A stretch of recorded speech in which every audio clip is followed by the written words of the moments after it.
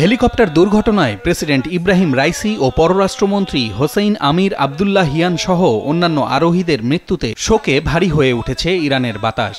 President Raisi সহ নিহতদের জন্য কান্নাজড়িত প্রার্থনা করছেন দেশটির জনগণ।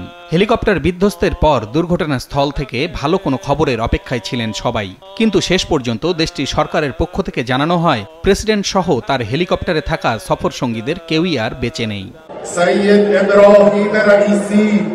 গতকাল আজারবাইজানের সীমান্তবর্তী এলাকায় দুই দেশের যৌথভাবে নির্মিত একটি বাঁধ উদ্বোধন শেষে ফেরার পথে পূর্ব আজারবাইজানের জোলফার পাহাড়ি এলাকায় রাইসিকে বহনকারী হেলিকপ্টারটি বিধ্বস্ত হয়। প্রেসিডেন্টকে বহনকারী যুক্তরাষ্ট্রের তৈরি বেল 212 মডেলের হেলিকপ্টারটি বিধ্বস্ত হলেও অন্য দুটি হেলিকপ্টার নিরাপদে গন্তব্যে পৌঁছায়। কর্তৃপক্ষ জানায় প্রেসিডেন্ট রাইসিকে বহনকারী হেলিকপ্টারটি বৈরী আবহাওয়ার কবলে পড়ে বিধ্বস্ত হয়েছে, তবে এতে কোনো যান্ত্রিক ত্রুটি ছিল কিনা তা এখনো জানা যায়নি। প্রেসিডেন্ট পররাষ্ট্রমন্ত্রীর মতো গুরুত্বপূর্ণ দায়িত্বে থাকা ব্যক্তিদের মৃত্যুকে অপূরণীয় ক্ষতি বলে আখ্যা দিয়েছেন ইরানের সর্বোচ্চ নেতা আয়াতুল্লাহ আলী খামেনি। দেশ জুড়ে 5 দিনের রাষ্ট্রীয় শোকও ঘোষণা করেছেন তিনি। এরই মধ্যে বর্তমান ভাইস প্রেসিডেন্ট মোহাম্মদ মোকবারকে ভারপ্রাপ্ত প্রেসিডেন্টের দায়িত্ব দেওয়া হয়েছে।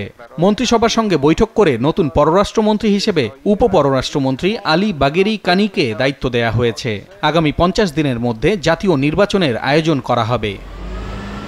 প্রেসিডেন্ট ইব্রাহিম রাইসি সহ দুর্ঘটনায় নিহতদের দাফন কাল তাবরিজ শহরে অনুষ্ঠিত হওয়ার কথা রয়েছে।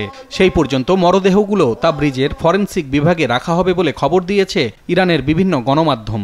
এদিকে ইব্রাহিম রাইসির মৃত্যুতে শোক জানিয়েছেন তুরস্কের প্রেসিডেন্ট রিসেপ তাইপ এরদোয়ান, রুশ প্রেসিডেন্ট ভ্লাদিমির পুতিন, ভারতের প্রধানমন্ত্রী নরেন্দ্র মোদী সহ বিশ্ব নেতারা। পলাশ রঞ্জন রায়, মাছরাঙা নিউজ ডেস্ক।